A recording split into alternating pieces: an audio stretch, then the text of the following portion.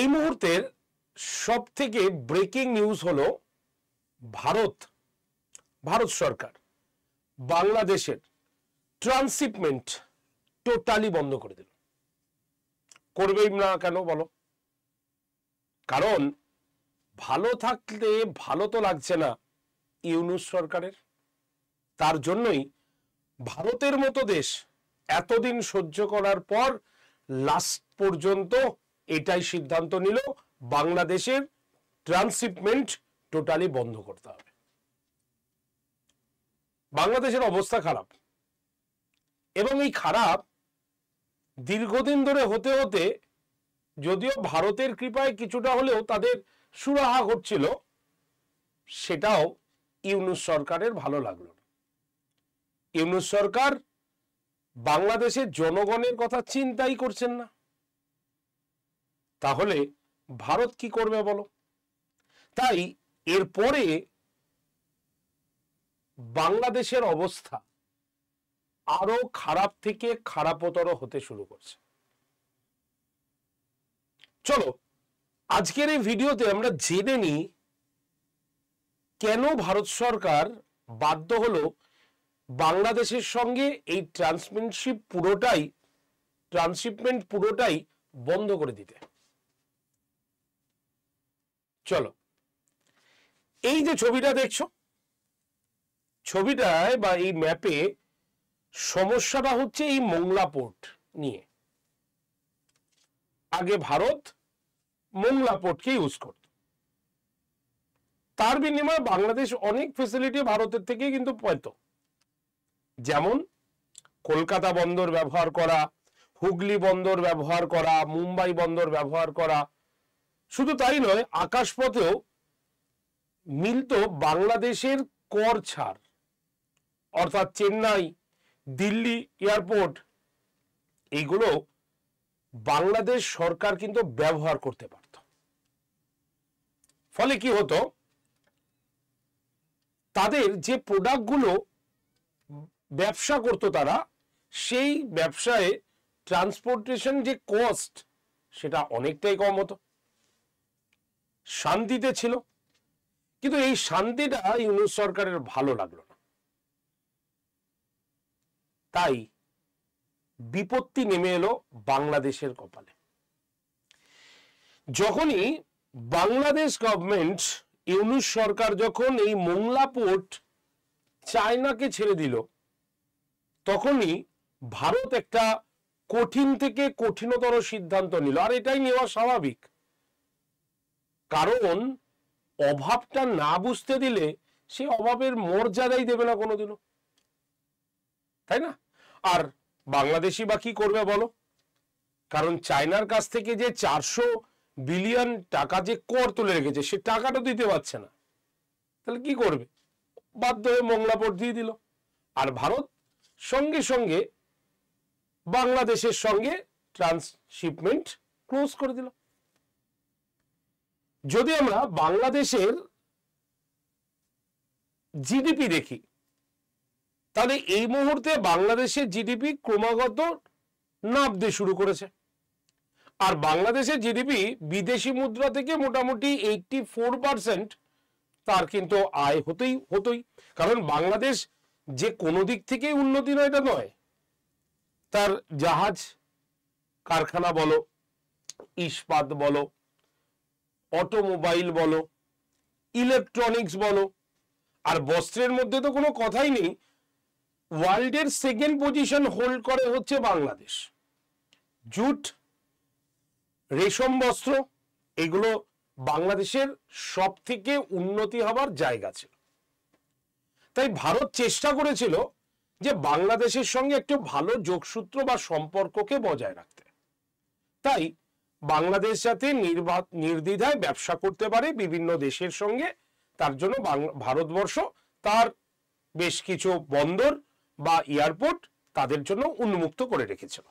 যেমন কলকাতা এয়ারপোর্ট, যেমন হুগলি, মুম্বাই, দিল্লি, চেন্নাই তোমার এয়ারপোর্ট, আর এই হচ্ছে বন্দর, হুগলি বন্দর, কলকাতা বন্দর, এগুলোকে উন্মুক্ত করা হয়েছিল। কিন্তু বাংলাদেশের এই জিনিসটা শুট করলো না। ফলে কি হলো, দেখা গেল কি যে বাংলাদেশের উপরেও বিপত্তি ঘনিয়ে এলো। এই বিপত্তিগুলো কি? ভারত পরিষ্কার বলে দিল যে দেখো ভাই, তুমি যখন চায়নার উপরে বেশি নির্ভরশীল, তাহলে তুমি চায়নাকে গিয়ে বলো না যে তাদের জন্য রুট তৈরি করে দিতে, যাতে এই যে বড় বড় ট্রাকগুলো ভারতের এই পথগুলো ব্যবহার করে বিভিন্ন দেশের সঙ্গে যে ব্যবসা করত, সেইগুলোর ব্যবস্থা করে দিতে। কারণ বাংলাদেশ ভারতের এই রুটগুলো ব্যবহার করে ইউরোপ, আমেরিকা, কানাডা, মায়ানমার, চীন, ভুটান এবং তার পার্শ্ববর্তী দেশগুলোর সঙ্গে তারা রমরমিয়ে ব্যবসা করত। তাই ভারতও বলে দিল, আমরা আর এই রুট তোমাদের ব্যবহার করতে দেব না ফ্রিতে। যদি ব্যবহার করতে হয় তাহলে আমাকে মোটা অঙ্কের টাকা দাও, অর্থাৎ ট্যাক্স দাও। ঠিক আছে, মোটা অঙ্কের ট্যাক্স দাও। না হলে চায়নাকে গিয়ে বলো যে আমাদের জন্য রুট তৈরি করে দিন, যাতে সেই রুট থেকে আমরা বিভিন্ন দেশে ব্যবসা করতে পারি, বা আমাদের বড় বড় ট্রাকগুলো যাতে চলে আসতে পারে। কারণ আজকে যদি বাংলাদেশ সারাউন্ডিং জায়গাগুলো আমরা দেখি, মানে বর্ডার এরিয়া, সেখানে আমরা দেখব প্রায় 20 মিনিট 20 মিনিট পর পরই কিন্তু 10 মিনিট পর পরে বাংলাদেশের ট্রাক কিন্তু চলতেই থাকছে, ফলে ট্রাফিক জ্যামও হচ্ছে। তো ভারত সরকার এই ডিসিশনটা নিয়ে নিল। ক্ষতি কে হলো? বাংলাদেশের সাধারণ জনগণ।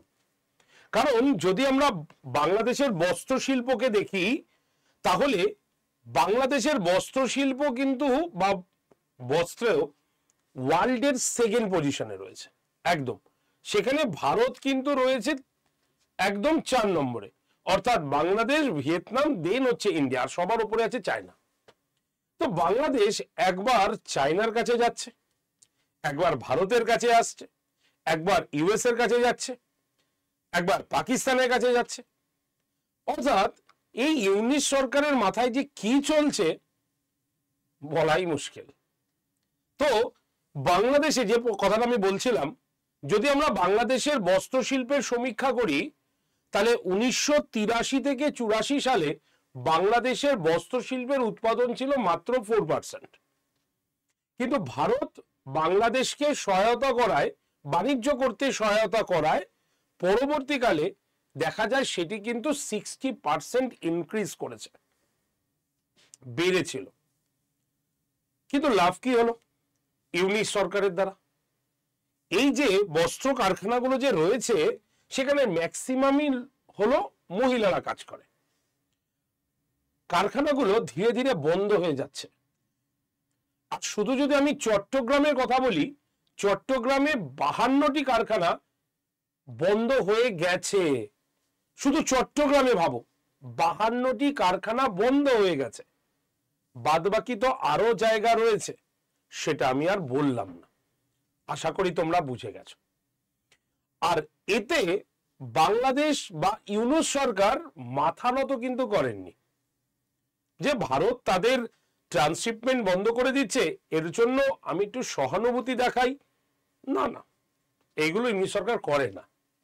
কারণ তাতে ভয় দেখিয়ে বলা হচ্ছে যে আমরা ইউএসএ থেকে যে পরিমাণ প্রাকৃতিক গ্যাস নিয়ে আসব বাংলাদেশে, ওয়ার্ল্ডে আমরা প্রথম হব।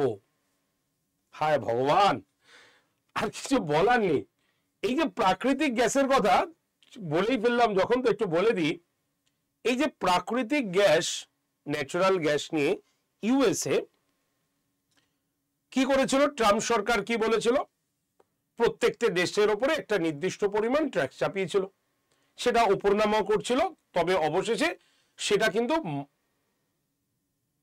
বন্ধ করে দেওয়া হলো। শুধুমাত্র চায়না এবং বাংলাদেশের জন্য 37% ট্যাক্স গ্রান্ট করা হয়েছে প্রাকৃতিক গ্যাসের উপর।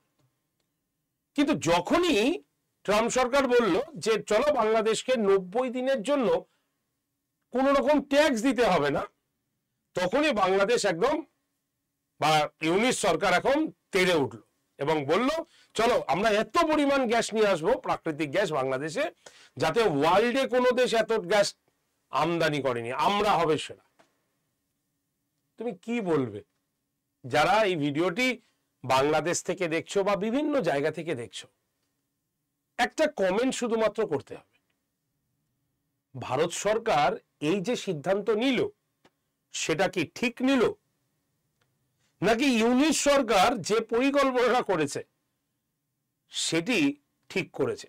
ইতিহাসে মনে হয় মোহাম্মদ বিন তুগলকও এত বড় ভুল কাজ করেনি যেটা এখন ইউনিশ সরকার করছে। আর এর পরিণাম ভুগতে হবে বাংলাদেশের জনগণকে। শেখ হাসিনা সরকারকে সরিয়ে দেওয়ার পর বাংলাদেশের মানুষ হয়তো ভেবেছিল আরো উন্নতি, আরো নতুন কিছু, সেটা দূরের কথা। বাংলাদেশ এখন সবার থেকে একঘরে হচ্ছে। জিডিপি থেকে শুরু করে, প্রোডাকশন থেকে শুরু করে বাংলাদেশে হাহাকার শুরু হয়েছে। যারা সেইখানে বসবাস করছেন তারা বুঝতে পারছে। আর অন্যদিকে ইউনূস সরকারের কোনো ভূক্ষেপও নেই। কারণ হয়তো আর কি বলবো, কিছু বলার ভাষা নেই এখানে। শুধুমাত্র একটাই কমেন্টে জানাবে তোমরা যারা বাংলাদেশ থেকে রয়েছো, বাংলাদেশ থেকে দেখছো, অনেকেই আমাদের ভিডিও বাংলাদেশ থেকে দেখো, যে ভারত সরকারের এই সিদ্ধান্ত কতটা যুক্তিযুক্ত বলে মনে হয়েছে? ইউনূস সরকারের চিন্তা ভাবনা বাংলাদেশকে কি উন্নতির পথে নিয়ে যেতে পারবে? আশায় থাকবো তোমাদের কমেন্ট সেকশনে। প্রত্যেকে ভালো থেকো। আর যারা যারা এই সেশনটি দেখলে, এই মুহূর্তে বাংলাদেশের পরিস্থিতি তোমাদের সামনে তুলে আনলাম একটি নতুন ডেটার মাধ্যমে। যদি সেশনটি ভালো লাগে, লাইক শেয়ার করে চ্যানেলটিকে সাবস্ক্রাইব করো। আসছে আরো অনেক নতুন interesting video. Thank you very much.